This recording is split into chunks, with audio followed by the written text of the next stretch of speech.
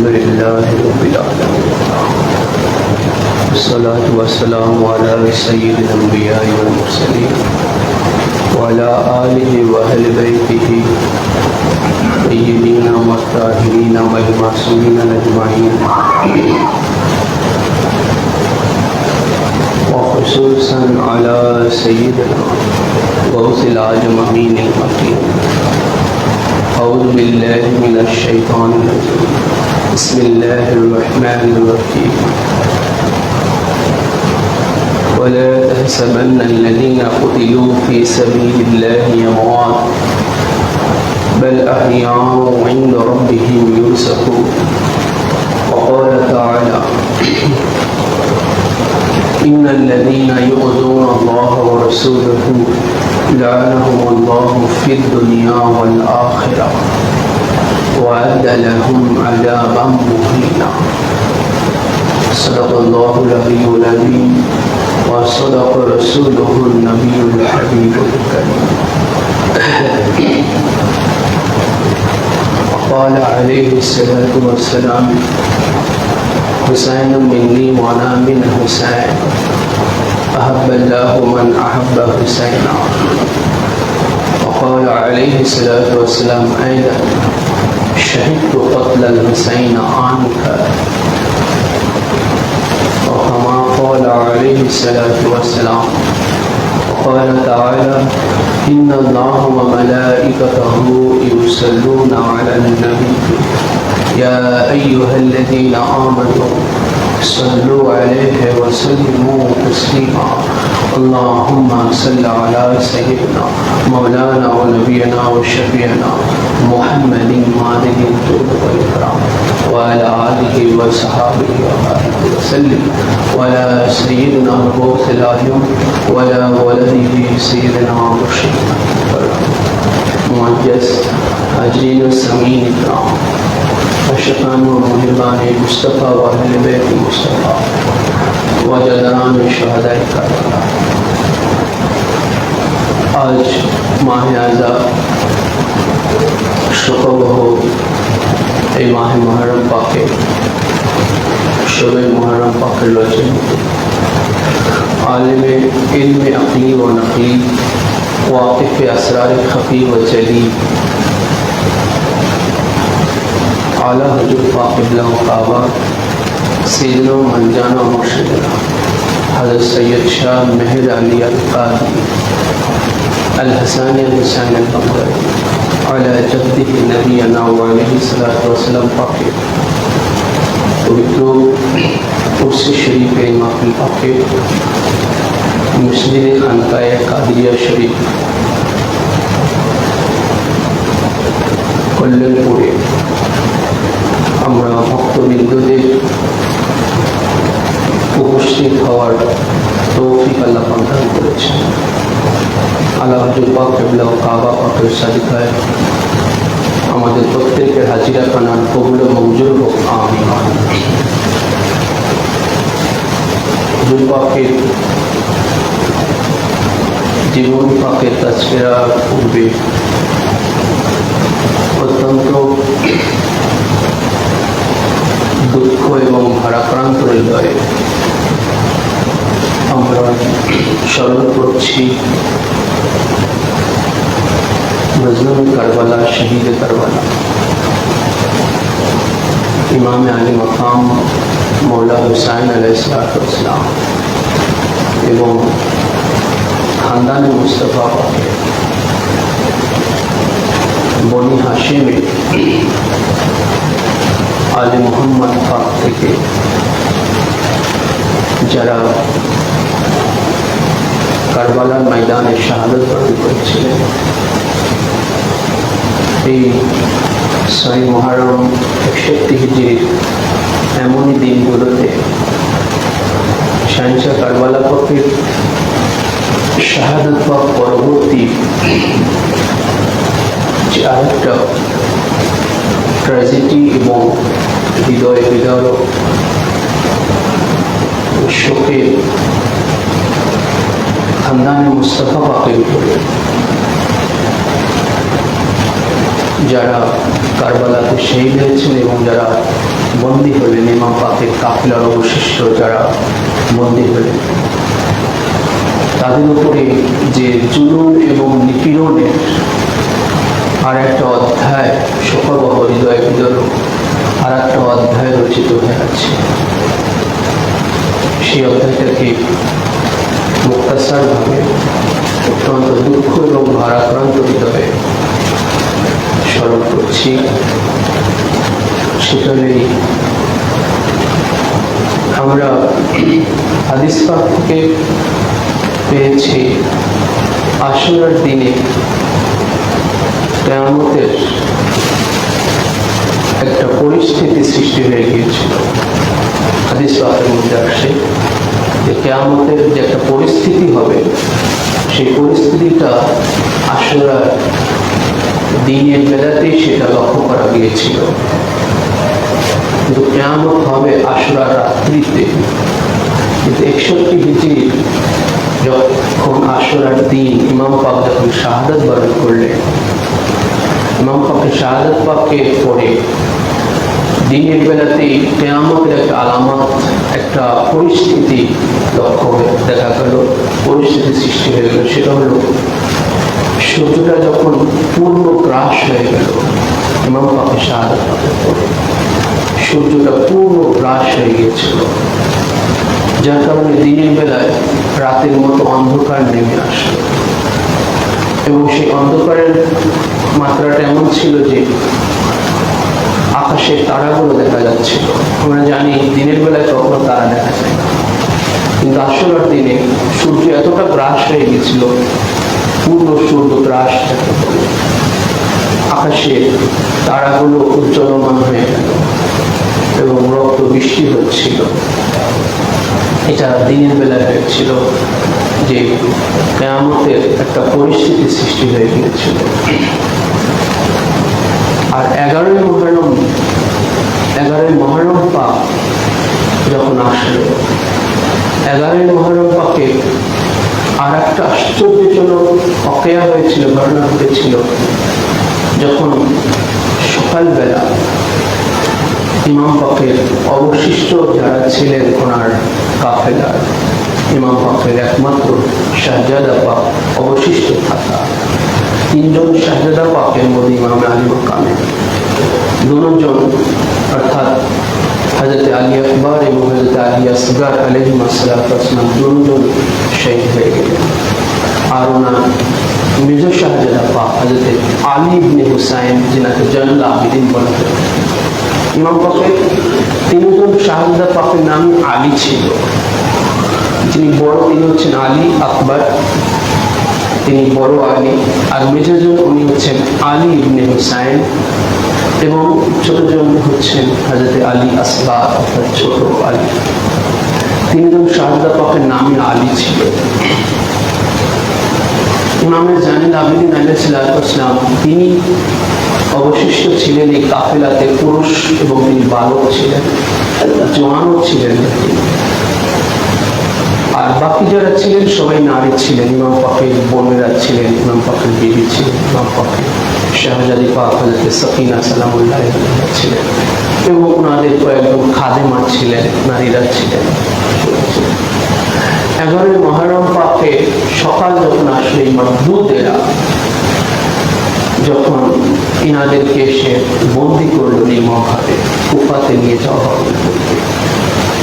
এই জন্য এনাদেরকে যখন নির্মমভাবে ইনাদেরকে বন্দি করা হলো, সেটা নেই যে বিমানী ইমামে জাইনুল আবেদিন, যিনি ওনার অসুস্থতার কারণে দাঁড়াতে পারছিলেন না, ওনার হাতে লোহার হাত পড়ে এবং কোমরে এবং পায়ে লোহার বেড়ি পরানো হয়েছিল।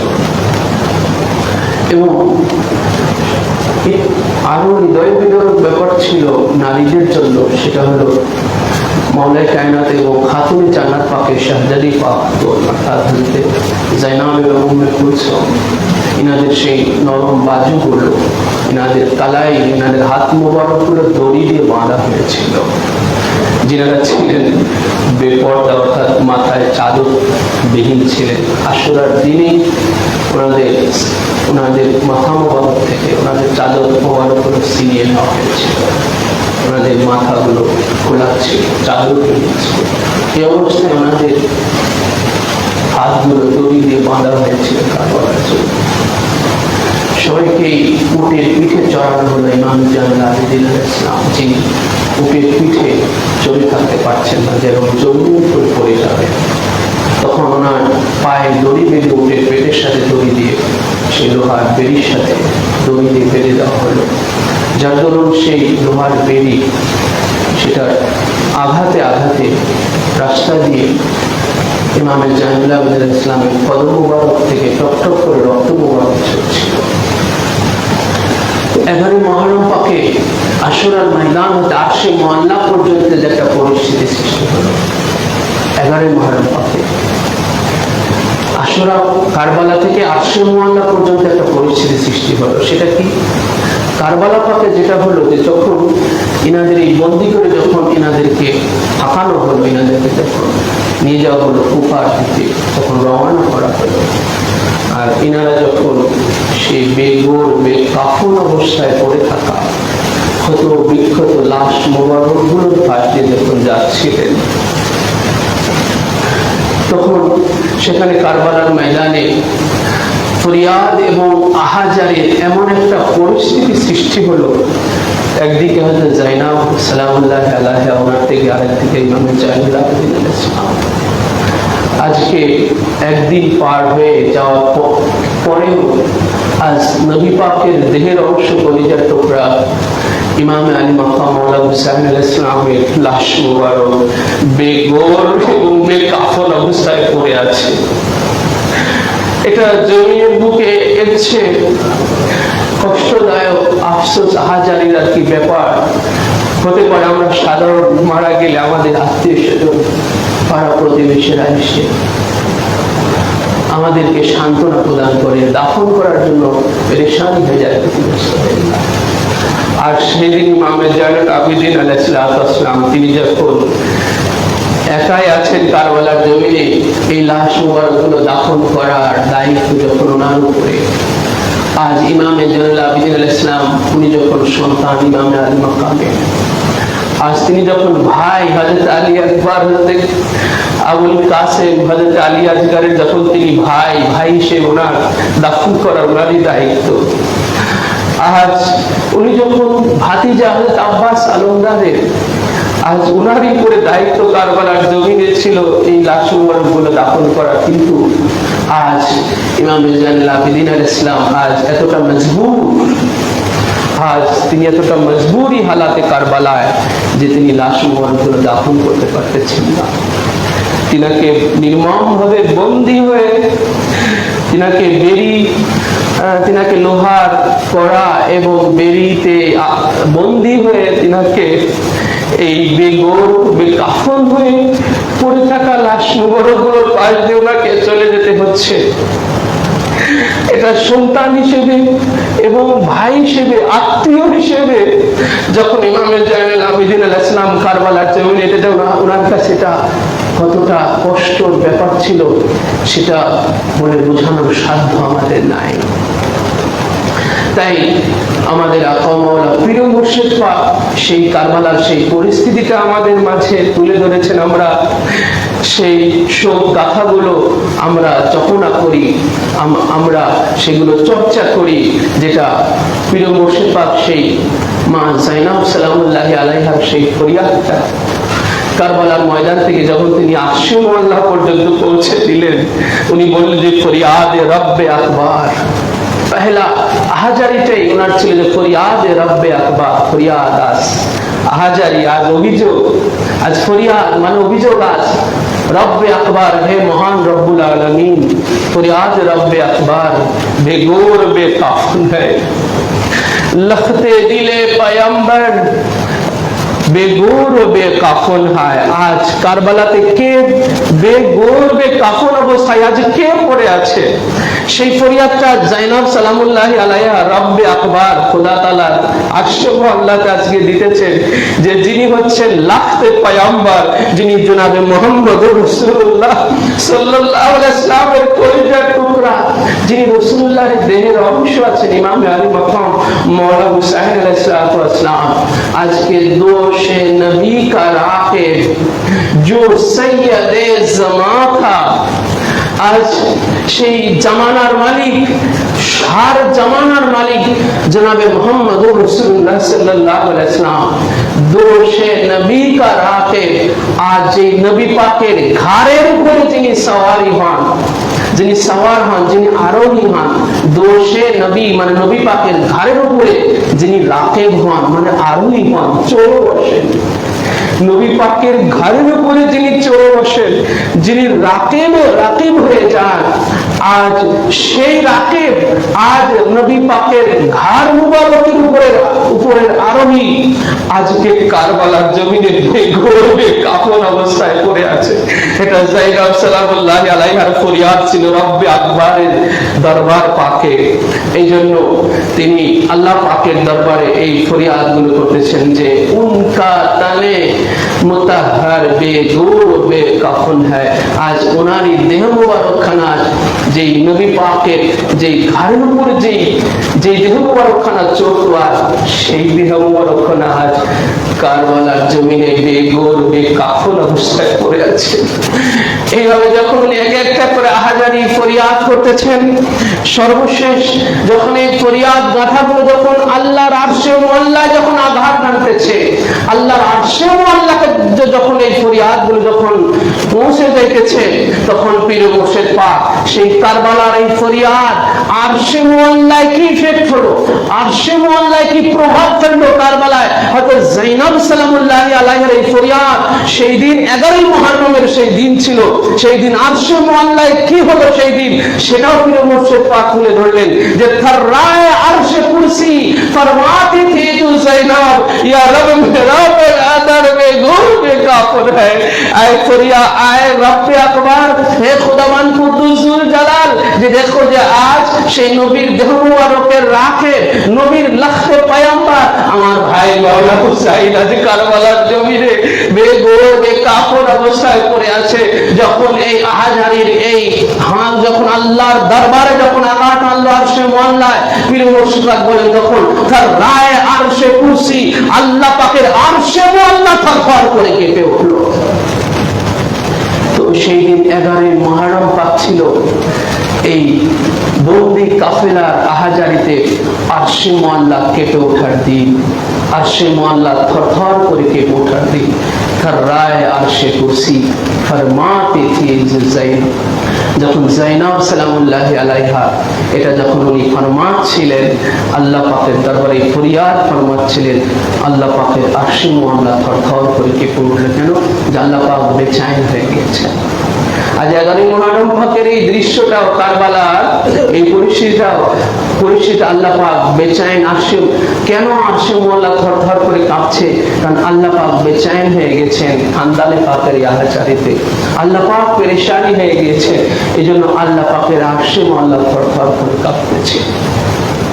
আজ সেই সুখবহ এবং হৃদয় বিদারক এই দিনগুলো নবী পরিবারের খানদান পাকে যে ইমামে আলী মাকাম মাওলানা হুসাইন আলাইহিস সালাম এবং খানদানে মুস্তাফা আহলে বাইত পাকের বনি হাশেমে যে 19 জন থেকে 21 জন কারবালার ময়দানে যারা শহীদ হয়েছিলেন, এনাদের প্রত্যেকের সের মুবারকগুলো দেহ মুবারক থেকে আলাদা করে প্রত্যেকের সের মুবারকগুলো বর্ষার মাথায় বাঁধা হয়েছিল। এমনকি সাইয়েদনা হযরত আলী আসগর আলাইহিস সালাম, যিনাকে কেবলমাত্র ইমাম পাক কারবালাতে দাফন করেছিলেন, আর কারো লাশ মোবারক ইমাম পাক দাফন করেন না, সবার লাশ মোবারক গুলো ইমাম পাক উনি বহন করে এনে তাবুর কাছে রেখেছিলেন। আর হযরত আব্বাস আলমদারের লাশ মোবারকটা শুধু ওখানে রেখেছিলেন, ওটা ওনার আবদার ছিল একটা কারণে। আর হযরত আলী আসগরের লাশ এখানে তাবুর পাশে শুধু দাফন করা হয়েছিল। সেই মাওলা আলী আসগর আলাইহিস সালামেরও সেই লাশ মোবারকখানা এই মালাউন এই মারদুদেরা তলোয়ারের আঘাত করে করে জমিন থেকে ওনার লাশ মোবারক তুলে ওনার দেহ মোবারক থেকে সের মুবারককে আলাদা করা হয়েছিল, ওনার সের মুবারকটা বর্ষার মাথায় গাঁথা হয়েছিল। আর এই কাফেলার আগে এই বন্দী যারা বন্দী আছেন ইমামে জালাল আবিদিন আলাইহিস সালাম এবং নারীরা, ইনাদের সবার আগে এই সের মুবারক গুলো এই বর্ষার মাথায় রাখা হয়েছিল, আর পিছনে এনারা বন্দী ছিলেন। এইভাবে ইনাদেরকে নেওয়া হয়েছিল। এইভাবে ঠিক ইনাদেরকে পহেলা কারবালা থেকে কুফা 56 মাইল পথ ইনাদেরকে পহেলা সেখানে নেওয়া হয়েছিল। অতঃপর কুফাতে ওনাদেরকে বেশি দিন দেখা যায় নাই, কারণ হযরত যায়েনব সালামুল্লাহি আলাইহা ওনার জ্বালাময়ী বক্তব্য যখন কুফার দরবারে দাঁড়িয়ে কুফাবাসীদের সামনে উনি পেশ করেছিলেন, কুফাবাসীদেরকে ধিক্কার জানিয়েছিলেন। ওনার এই জ্বালাময়ী বক্তব্যে যখন এই কুফাবাসী আবার ক্রন্দন করা শুরু করলো, তখন যায়েনব সালামুল্লাহি আলাইহা ধিক্কার জানালেন যে তোমরা এখন ভালো শাস্তি চাইতেছো, আমার ভাই মাওলা হুসাইনকে এত এত চিঠি দিয়ে ওনাকে দাওয়াত দিয়ে তোমরাই আবার ওনাকে কারবালাতে খাবার পানি বন্ধ করে দিয়ে ওনাকে কতল করে এখন তোমরা আবার কাঁদতেছো, মায়া কান্না, তোমাদের এই কান্না যেন কখনো শেষ না হয়। হে কুফাবাসী, ওনার এই জ্বালাময়ী বক্তব্যে কুফার মোড় যখন আবার ঘুরে যাচ্ছে, তখন উবাইদুল্লাহ ইবনে জিয়াদ এই পাপিষ্ঠ এই হঠকারী সে দ্রুত এই কাফেলাকে আবার প্রস্তুত করে দামেস্কের উদ্দেশ্যে পাঠানোর হুকুম জারি করলো, যেনাদেরকে এই কাফেলাকে দ্রুত দামেস্কের উদ্দেশ্যে পাঠানো হোক, যেখানে মালাউন ইয়াজিদ ইবনে মুআবিয়া লানাতুল্লাহি আলাইহিমা সেখানে অবস্থান করছে দামেস্কে, যিনাদেরকে এই কুফা থেকে দামেস্ক পর্যন্ত এই 1350 কিলোমিটার পথ ওনাদেরকে অতিক্রম করানো হয়েছিল এই বন্দী অবস্থায়। যেই উটের পিঠগুলোর উপরে কোনো হাওদা ছিল না, খোলা উটের পিঠে এনাদেরকে নেওয়া হয়েছিল।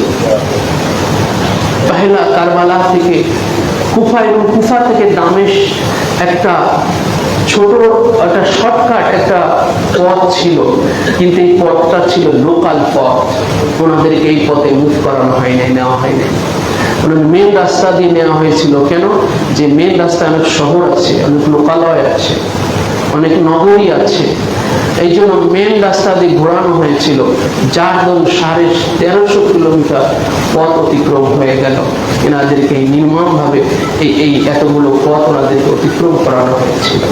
তাই আজ যখন ইমাম আলী মাকাম মাওলা হুসাইন ইসলামের সারে আকদাস যখন এই 1500 কিলোমিটার পথ কারবালা থেকে সেই দামেস্ক পর্যন্ত সেই বর্ষার মাথায় ঘাটা আমাদের পীর মুর্শিদ পাক সেটাকে অত্যন্ত দুঃখ ভারাক্রান্ত হৃদয়ে স্মৃতিচারণা করেছেন। জিন্নে কৌসরে মুবারক নেজে पे था चढ़ाया जिनका सरे मुबारक नेज़े पे था चढ़ाया उसे आशिक़े खुदा का